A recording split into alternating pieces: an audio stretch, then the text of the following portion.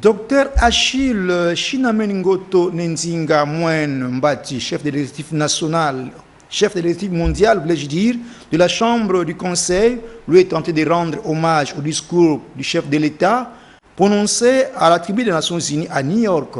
Il félicite également les contrats shipping Anvers, Matadi et Boma, aussi la plaidoirie du chef de l'État Félix Antoine Tshisekedi Tshilombo pour la ville de Boma en péril.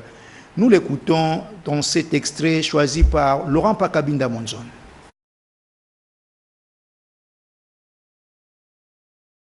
Nous saluons le passage du chef de l'État à la tribune d'honneur des Nations Unies à New York, son Excellence Félix Antoine Tshisekedi Tshilombo.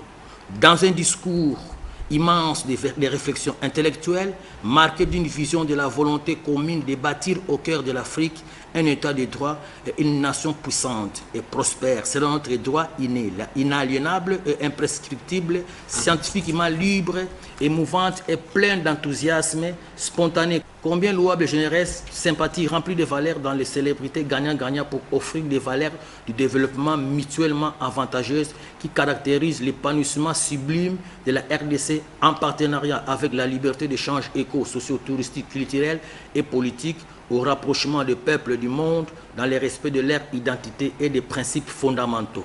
Merci.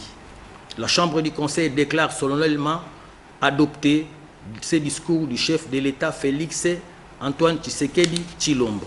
Par contre, au nom de la ville de Matadi en particulier et du Congo central en général, nous avons l'honneur de vous saluer, de vous faire parvenir nos hommages les plus reconnaissants avec joie. Son Excellence Félix Antoine Tshisekedi Tshilombo, pour avoir organisé de faire renaître et restaurer le contrat shipping maritime Anvers-Matadi, un désenclavement spectaculaire éco-socio-touristique cosmopolitique maritime entre la RDC et le reste des pays du monde.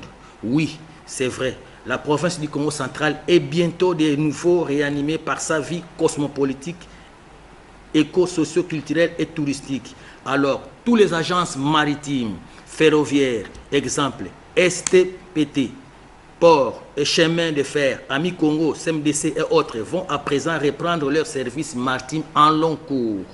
Car, conformément et historiquement, c'est l'ouverture de nouveau à la civilisation du bassin du fleuve Congo.